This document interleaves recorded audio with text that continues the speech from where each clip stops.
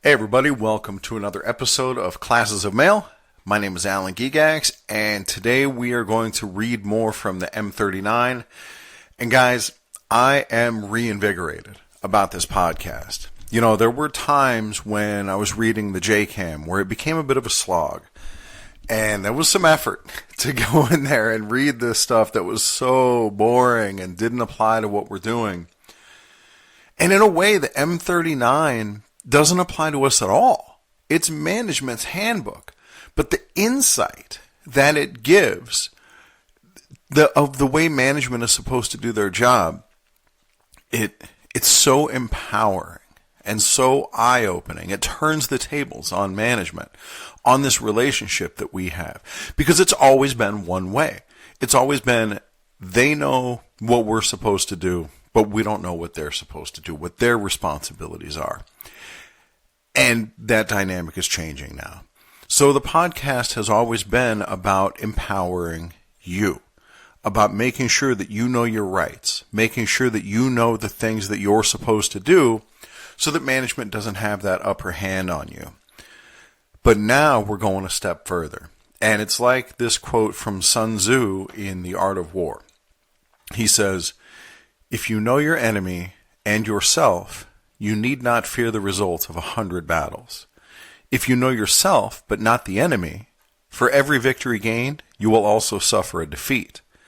If you know neither the enemy nor yourself, you will succumb in every battle." And that's where we started from, was we didn't know what we were supposed to do, and we didn't know what management was supposed to do, and so management always had the upper hand. And we'd get disciplined, we'd get in trouble, we'd get harassed, and there was nothing we could do about it. And then, eventually, through the first 2 seasons of this podcast, we learned what we're supposed to do, how we're supposed to do things, and that's making ourselves discipline-proof. And so that's that second second third of the Sun Tzu quote, is that we knew ourselves, but we didn't know our enemy. And now we're learning our enemy. And I am here for it. I've been, with the JCAM, I would just read it when it was time to read it. And you and I would read it for the first time together. But with this M-39, I'm so into it that I've started reading it just for leisure.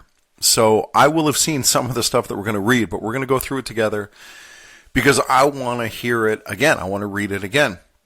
And I'm going to read it to you. So, picking up where we left off from last time. Oh my God, I blew almost 3 minutes just not even talking about anything. And here I'm still doing it. So, picking up where we left off, we start at 117. Utilizing work area and equipment. 117.1, workroom floor layout. The workroom floor must be arranged to minimize walking and to facilitate an orderly flow of mail and equipment. Attention must also be given to selection and layout of authorized equipment that will be used by carriers at a detached unit, such as a carrier staff mailroom in a large office building, as follows. A. Time recording equipment. Oh, this is when we still had time clocks, so I'm going to skip that. B. Time cards and keys. It's supposed to be next to the time clock, but we don't have those anymore, so it doesn't matter. C. Throwback cases. Placed to minimize walking. For example, put one throwback case at the end of every other aisle. At my station, we only have really 3 aisles, maybe 3.5 aisles, and so it's no big deal. We have our one throwback case, and it's not that far away. But if it's a problem at your station, maybe you could ask management to put up another throwback case. D. Central markup case. Where practical, locate the central markup case or deposit point on the carrier's line of travel to the distribution case or exit. So the markup case is what I call the carrier endorse track. This is where you put your mail that you're going to return to sender. And at my station, we have these trays and tubs where we just put all of our attempted not known into the attempted not known tray, and then a robot marks it all up for us. But I know at some stations, well, I don't know. I presume that there are still some stations where they have to mark up their mail by hand. And in those situations, either way, whichever way you do it, it should be at some convenient location. E. Collection mail deposit point. Locate on the carrier's line of travel from the time recording area to the accountable cage. I don't know, we don't have one of those at my station. F. Aisle width. Aisles should be wide enough for passage by the carrier and any necessary equipment. I guarantee you there's some stations out there where this is a problem. So if you are a steward and you really want to do something about it, this is your citation, right? It's 117.1F. Is that right? Is it where we are? Yeah, 117.1F. G, relay deposit point. Designate an area for carriers to deposit filled relay sacks. For example, designate an area at one end of each aisle. Relays are going to come up multiple times in the upcoming section, which I know because I've read ahead a little bit. And for those of you who don't work in an area that does relays or foot routes, in some cases, you go out to your mail route without a vehicle. And so whatever your first park and loop or your first section, you're going to bring that with you, like in your satchel or on your push cart, but you can't bring everything with you. You just don't physically have the space. So what will happen is along your route, there'll be these relay points where another carrier will drive out and drop the rest of your mail for you, like in a big sack or however it gets arranged, inside these relay boxes. You use your arrow key to open up the relay box and you pick up that next section of mail. And often you'll also drop whatever mail you've collected back in that relay box. And so that's how you get your mail while you're out on the route. You know, it'll be the mail that you cased in the morning, but then it gets sent out on these relays.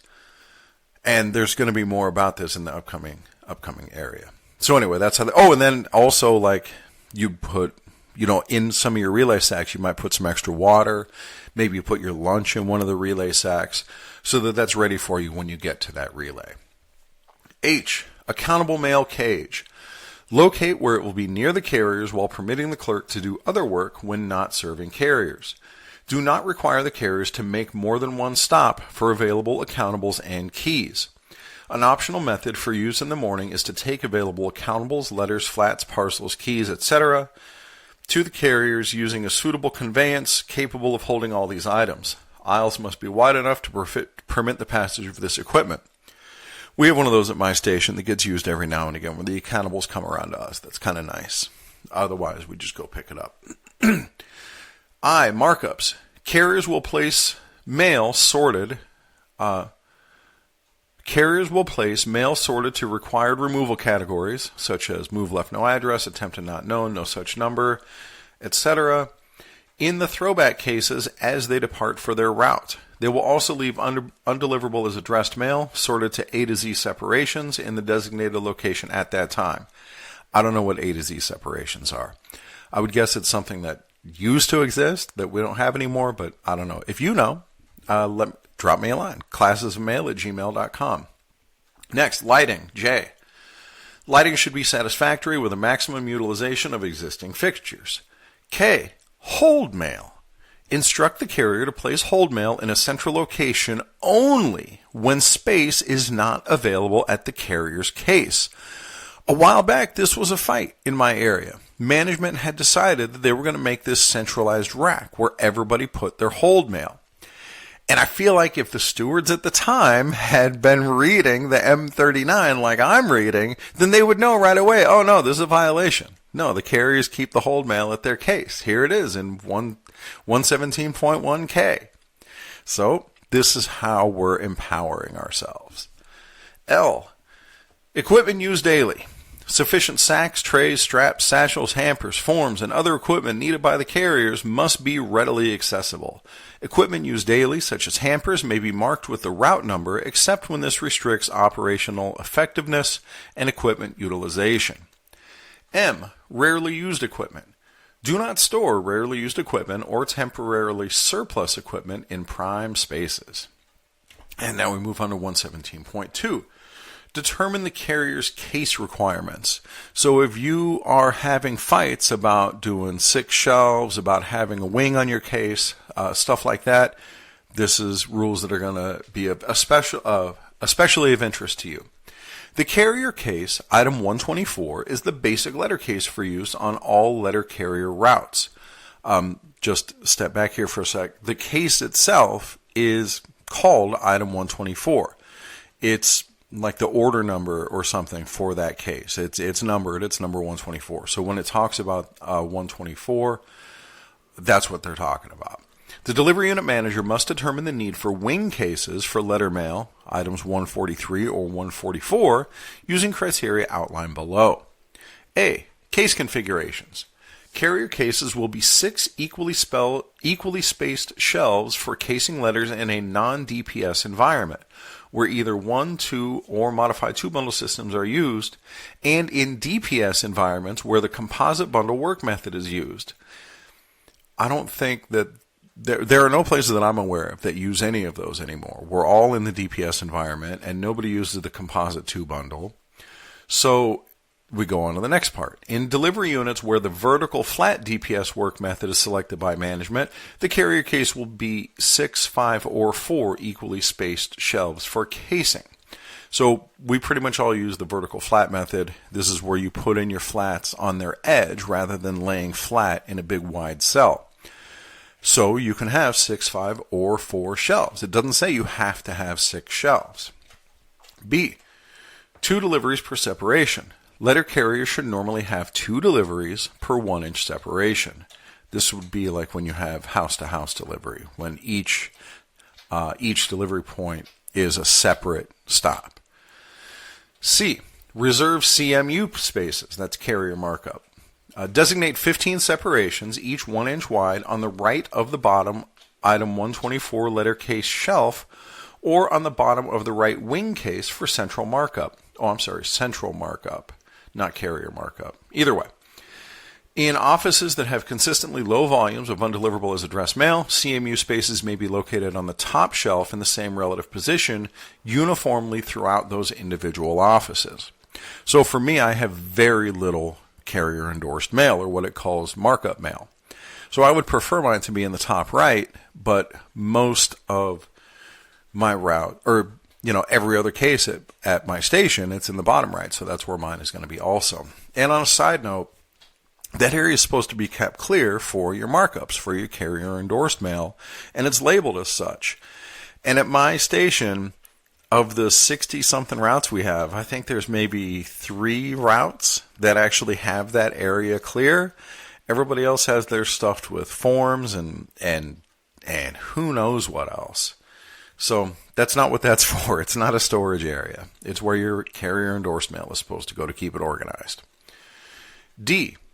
When to use wing cases for letters. Do not use wing cases for letters unless the total possible deliveries exceed 420 or the daily cased letter volume exceeds 2,500 letters, and not until all separations in the item 124 case have been used. So there's no way we're going to case more than 2,500 letters. Like those days are long gone. But it's certainly possible, even probable, to have more than 420 stops. When a wing case must be used to provide additional letter separations, this wing case, item 143 or 144, must be placed to the right of the item 124 letter case. Use of a large wing case. Use item 144 only when required to provide sufficient letter and flat separations without exceeding 2 deliveries per letter separation. When necessary, adjoining routes may divide the items 124 or 144 for flat separations rather than using a separate item 143 for each route. So the way this reads would tell me that this still is talking about like composite 2-bundle system where you're going to be casing tons of letters. We don't do that anymore. It's vertical flat casing, and so that some of these rules aren't necessarily going to apply. Incidentally, like vertical flat casing is a term that I only recently learned. When I was teaching in the Carrier Academy, we have these slides, and they're still in the PowerPoint at the Carrier Academy about the 1-bundle, the 2-bundle, the modified 2-bundle. And like, why in the world is this still on the slides at the Carrier Academy? We haven't done that since before DPS. That's an issue for another time. All right, F. Letter casing equipment required. Using the table below to determine the required casing equipment, or use the table below to determine the required casing equipment. Letter carrier case item 124 with 6 shelves has 240 separations. With 5 shelves has 200 separations, and with 4 shelves 160 separations, which are each 1 inch wide. Examples of these separations are used as follows for a 6-shelf case. 1. 210 are used to meet basic casing needs. 2. 15 are for central markup. And 3. 15 are for special requirements. Special requirements include expansion for high-volume delivery points or spaces needed for hold mail, etc. And there's a chart here that essentially says the same thing, but then talks about how many letters you would case, which is not really an issue anymore. 9. Determine flat separations. Use the same criteria as above when utilizing vertical flat casing or following guidelines below to determine the proper flat separations when using horizontal flat casing. And, well, I'll just go ahead and read it. 1. Foot and park and loop routes. Provide one flat separation for each relay or loop on the letter case. 2. Curb line routes. Provide one flat separation for each half shelf on the letter case. So, yeah, that would definitely only apply to flat casing, which we're not doing anymore. Note, these guidelines may be modified as necessary to spread unusual volumes of flats more evenly in the case.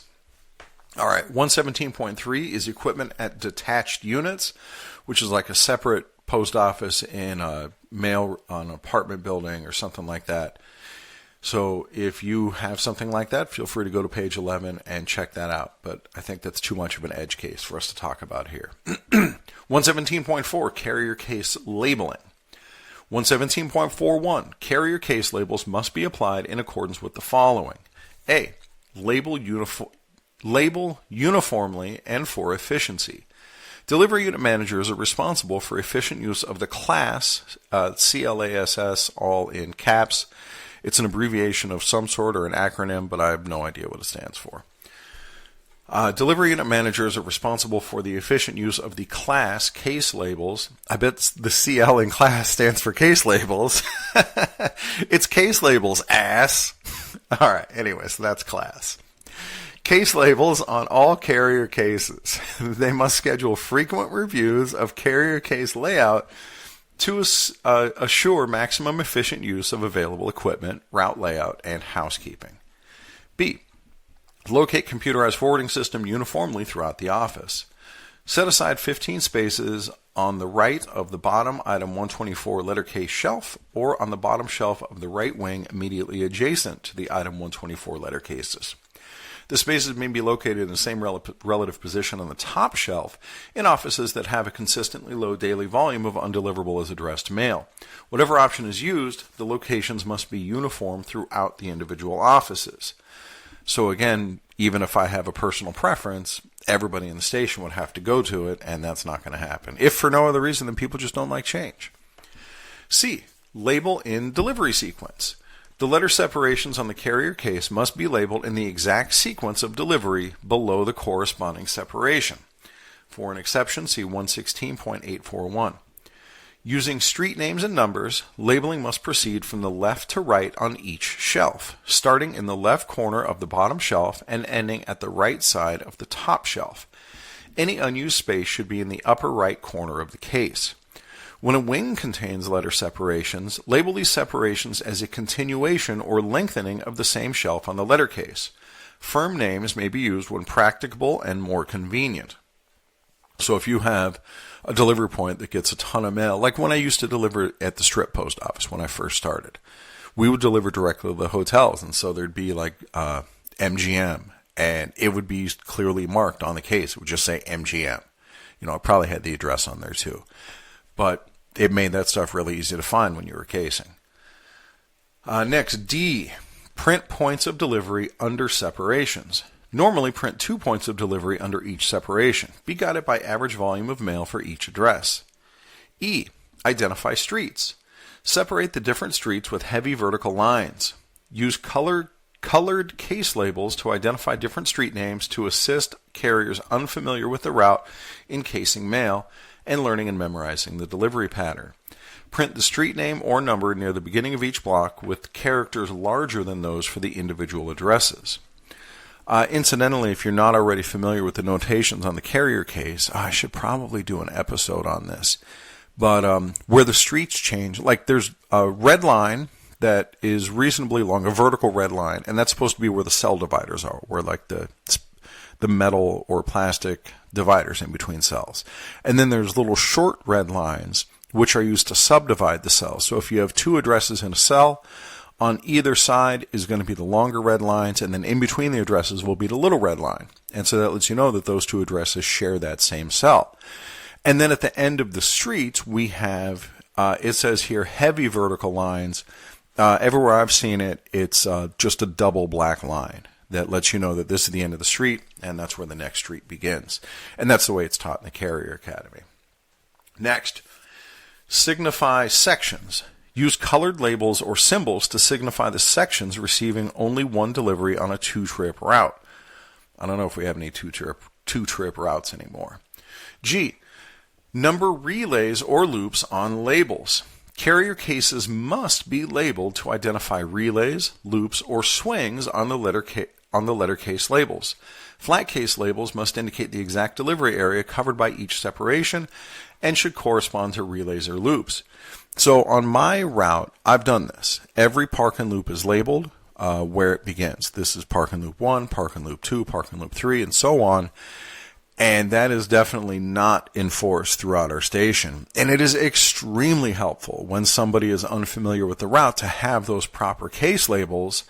And this is something that I would love to see management get more involved, because I think a lot of carriers don't know how to even make those changes in their edit book.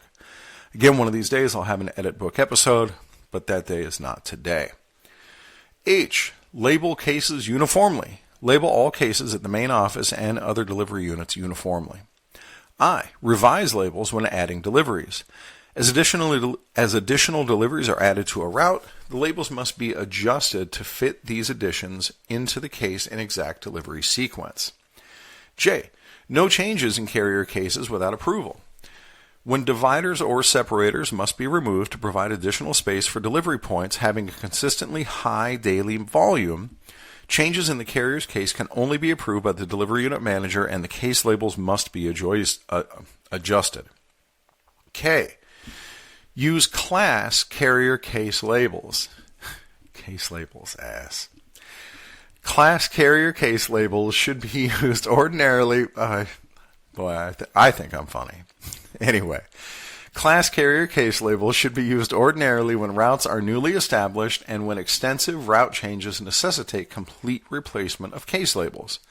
Submit PS Form 313, requisition for printed carrier case labels, or the appropriate class label requisition for class labels to the designated label printing unit. An employee skilled in lettering, if approved by the district, may be used to prepare case labels if the time required is not excessive. And that ends 117. And we're going to move on because I'm enjoying this. 118, satchel carts. This is the little three-wheeled carts that carriers will use often in urban areas, where if they have a walkout route, a foot route, then this is how they carry a lot more mail with them. 118.1, assignment. Postmasters and unit managers are responsible for authorizing use of satchel carts on the routes. These carts are normally designed to carry 2 satchels. In reviewing requests for assignment of satchel carts, they are to consider the following factors. A, relieve mail carriers primarily from physical burden of carrying heavy loads of mail. B, give priority and assignment to carriers with physical impairments. C, assign carriers not having physical impairments only with the express understanding that street time will not increase as a direct result. When a carrier uses a cart, the 35-pound mail load limitation does not apply. The satchels on the cart are to be filled to capacity, both on the carryout portion and at each relay point. When first assigning a cart to a route, also consider adjusting the number of relay points due to the greater carrying capacity of the cart. I had opportunity not long ago to use a cart because I was training somebody who had come from Chicago and brought her cart with her. And I'm on a all park and loop, or almost entirely park and loop route, and so this would be interesting. I could carry multiple streets at a time, which I did. The problem, what I didn't like about it is these are houses that I deliver to that have these big front yards, and I couldn't really, there's a lot of rocks and like uneven paths, so I couldn't really take the carts with me up to the door. So what I would have to do is just leave the cart out in the street as I walked up to the front door, and I didn't care for that. So the cart did not really work out for me. But it was cool to push that thing around, and it definitely takes the load off of the body. All right, so that's it about carts. 118.2, follow-up. Oh, no it isn't. This is the follow-up about the carts. After assignment of satchel carts on city delivery routes, local management shall A. Require a carrier to use carts regularly, including day of inspection. Irregular use at the option of carrier is not permitted. B. Decide if cart will remain en route when a change in carrier assignment occurs. If a carrier with physical impairment is reassigned to another route, continued need for the use of a cart must be evaluated. C. When street time has increased as a direct result of assignment of a cart, withdraw the cart immediately and reassign it to another carrier or report it as surplus. All right, and now we're going to move on to section 12, office work routine. So all of that was 11. And then I guess the numbering system is like 11, and then it's 111, 112, 113, 113.1, stuff like that. So 12, office work routine. It starts with 121, 121, carrier work methods, office. 121.1, casing mail. 121.11, casing systems. And I'm going to skip this because we pretty much all use the vertical flat casing system. And if you have actually it comes up later. All right, so we use the vertical flat casing system. Now, 121.12, letter mail defined. Letter-sized mail is defined as mail which can be routed into a 6-shelf letter case, item 124D, between separators, vertically, without bending or folding. The size of the mail is determined by the smallest vertical space between any two shelves. See Handbook M-41 922.41. So there you go. You're looking for a working definition. What's a flat versus what's a letter? There's your definition. 121.13, general. Letter mail is normally cased vertically. Flat mail is cased horizontally. Of course, that's not the case anymore. Pre-sequenced flat mailings will be treated as a third bundle or collated. Small parcels and rolls are sorted with flats when practical. Boom. There it is in the rules, right? Some of you guys are probably still dealing with managers who don't want to let you case your SPRs. But here it is even in their manual. It's in our manual. It's in their manual. Dude, we are absolutely allowed to case our SPRs. Odd-shaped articles which cannot be cased are handled as separate pieces. Carriers are expected to sort mail to the proper separations correctly in one handling. 121.14, letter mail. To case letter mail, the carrier stands a few inches back from the center of the case where labels can be easily read and letter separations reached without moving the feet. The carrier picks up 2 or more inches of mail with the left hand. When the hand is raised, letters are in the correct reading position. The carrier reads the essentials in the street lines to sort to the proper case separations. The addressee's name is read only when the street address triggers a recall of information involving a change of address, special instructions, etc. So there it is. When you're casing, just look at the street address. 121.15, pre-sequenced letter mail and address cards. When pre-sequenced letter mail and address cards are authorized to be sorted, they should be worked into an empty case whenever possible unless this would delay preferential mail. The carrier holds pre-sequenced letter mail in the left hand close to the separations being used.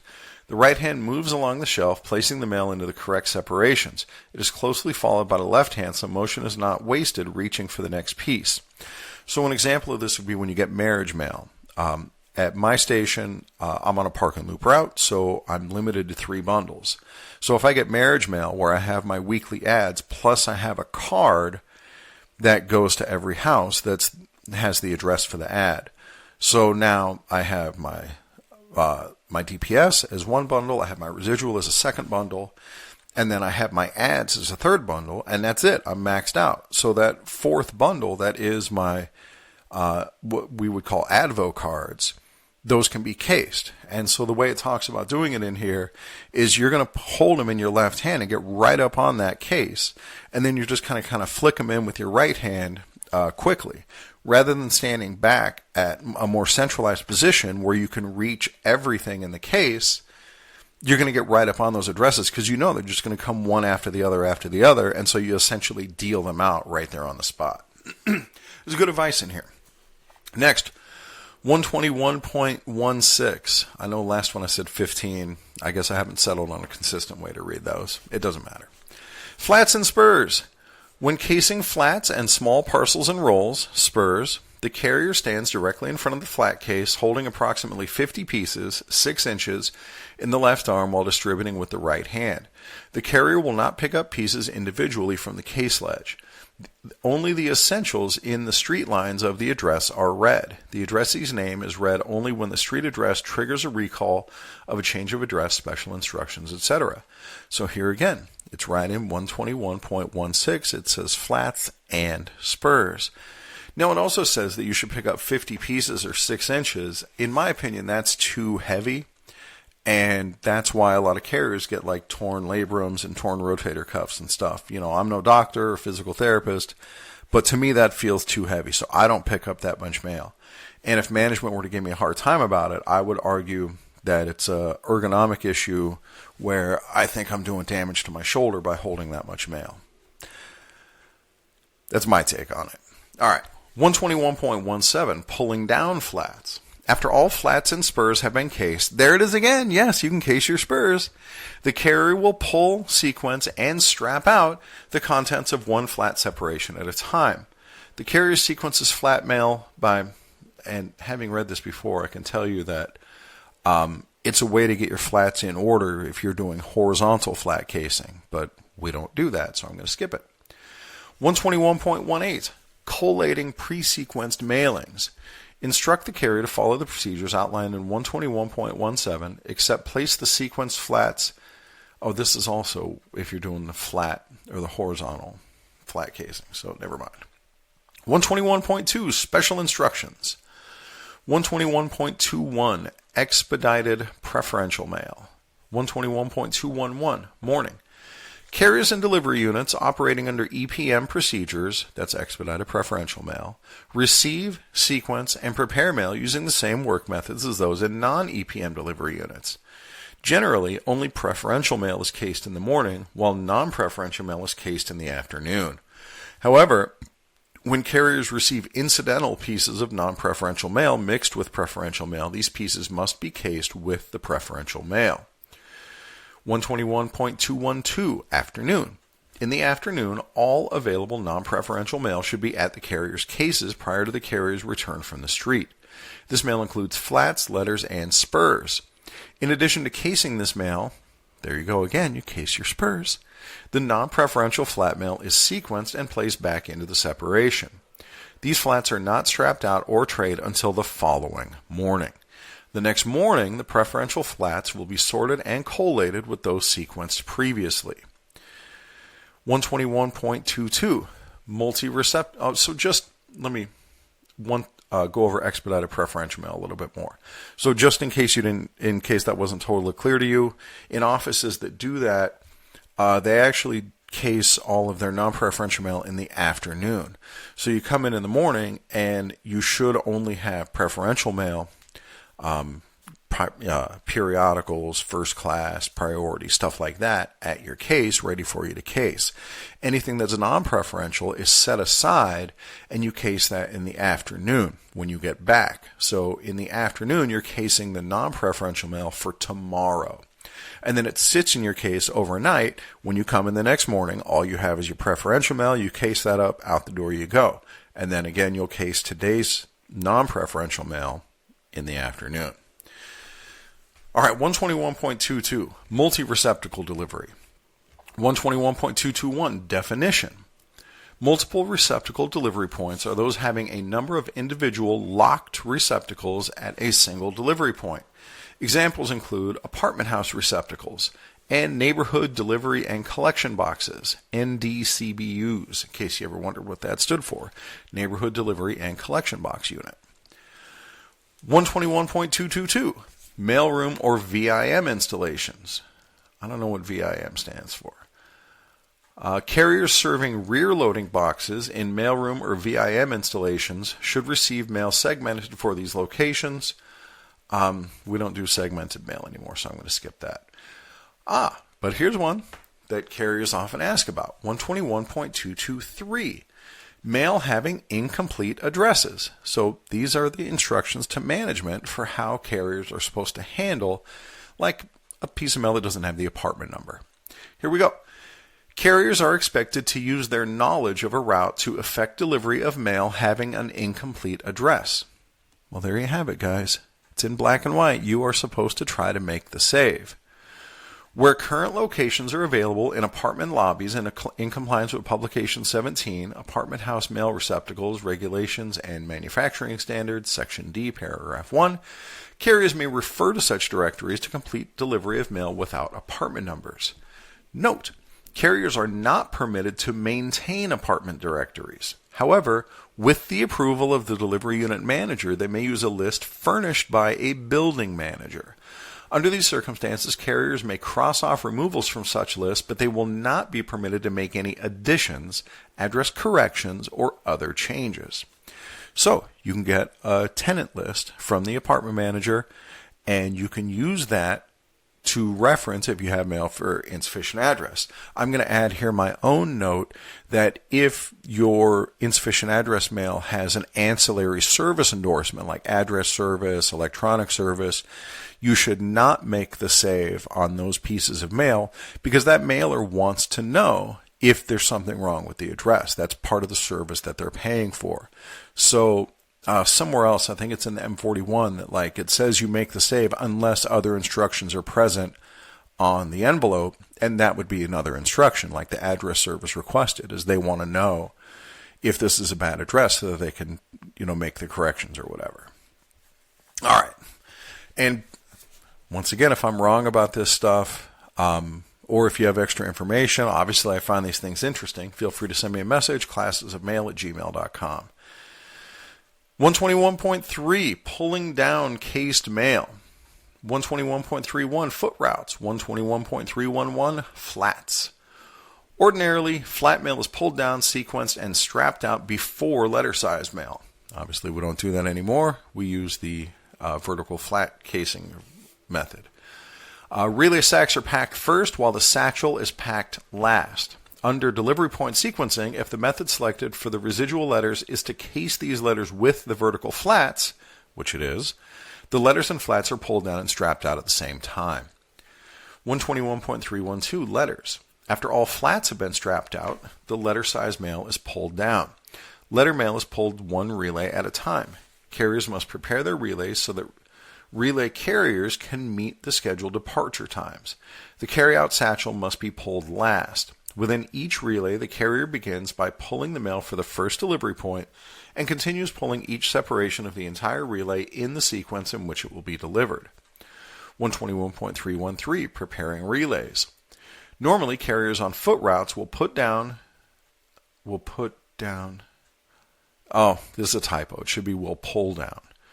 Normally, carriers on foot routes will pull down, sequence, and strap out flats before pulling down letters. However, carriers may be instructed to pull the flats and then the letters for the same relay to avoid rehandling the relay sacks. But with us, we do those together as a single bundle. When a foot carrier prepares relays, there should be sufficient sacks on hand.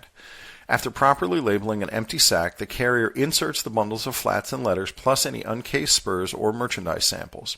When a sack has been loaded with all the mail for the particular relay, the label is checked and the sack is closed. The completed relays are then placed in a designated location. Loaded relay sacks must never exceed 70 pounds in weight. So, I don't know if that gets addressed a little bit later. I don't recall seeing it, but you may be wondering what foot carriers do about parcels, right? You can case in your spurs or you put your spurs into the sacks. What do you do with your parcels? Well, in places that have foot routes, they also have what are called parcel post routes, where there are carriers who just deliver parcels. So that's how that gets handled.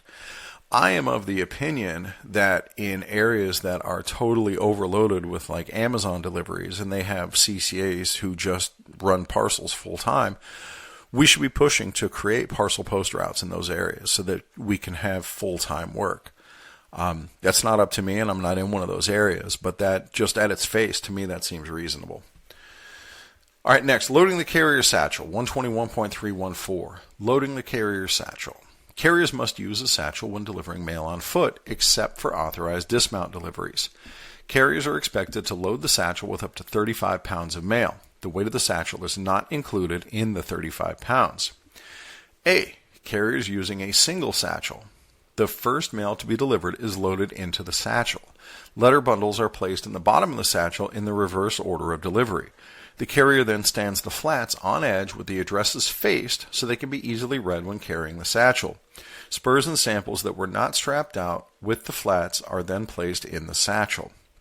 This is essentially the way I carry my flats, is I have them in my bag with the addresses facing me so that I can read them. I find it so much more comfortable than having them on my arm. But I have what's listed in item B, carriers using a double satchel. Carriers have the option of wearing a double satchel. I highly recommend it, at least if you're doing park and loop. I love it. In several configurations, according to their needs and the needs of the route. It can be used as a single or double pouch, with or without the shoulder straps and waist belt.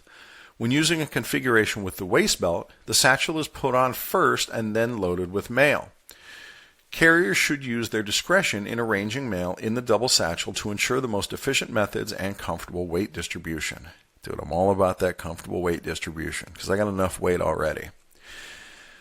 All right, 121.32, park and loop and drive out routes. Flats and letters are pulled down and strapped out using the same procedures as foot routes. As the mail for each loop is pulled down and strapped out, it is placed into trays or other containers. If using a single satchel, carriers load the mail for the first loop into the satchel before leaving the office. If using the double satchel in a configuration with the waist belt, carriers load mail into the satchel at the first delivery point. The carrier is expected to load the satchel with up to 35 pounds of mail. 121.33, curb line routes. Actually, I'm going to go back here because when we do our route inspections, it's really the only time, at least at my office, that carriers will actually put that first relay into their satchel. It's not something we normally do. It's not something that I normally do, even though I know the rules. However, I have a double satchel. And it says if using the double satchel configuration, or in a configuration with the waist belt, carriers load mail into the satchel at the first delivery point. So when management says, hey, you got to take that mail from your first loop and put it directly into your satchel, I can say, I don't have to. I put it in when I get to the delivery point. And that's how this is empowering. That's exactly what this information is for, so that you have that knowledge to say, no, I don't have to do that. I'm going to do it, the way I do it because that's what's in the rules. And to be able to cite the actual source, dude, it is beautiful. All right. And likewise, if you're a steward and a carrier is given a hard time about this, I don't know that a carrier will get disciplined for it, but it's not impossible. Well, here's your defense right here. At least for me, I got the double satchel. I don't have to do it that way. Oh, that's so nice. That's why I read this stuff. 121.33, curb line routes. Curb line carriers pull down using the same work methods outlined for foot routes, but they must place letter and flat mail in delivery sequence in trays without strapping out. Carriers on curb line routes will normally handle pre-sequenced letter and flat mailings as separate bundles, unless the delivery unit manager authorized the casing and or collating of the mailings. All right, and that finishes up delivery methods. Just an FYI, curb line means you deliver from the truck. It's either curbside, which is also called out the window, where you sit in the seat, or sidewalk delivery, which is also called stop and hop, or over the curb, where you have to jump out of the truck, put the mail in a box, jump back in. All right, so that is that. Section 122 is scheduling carriers, and we are going to save that for the next episode. Guys, I can tell you, I'm going to tell you now, how much I am enjoying reading the M-39. It's so much new information for me. I presume it's new information for you too. And it's good information. Yeah, we're really learning things that are shifting that balance of power. And it feels very good. So thanks for taking this ride with me. dude, we are so discipline proof at this point, and we're just going to keep getting stronger. It's the best, guys. Thanks for listening. I will catch you next time.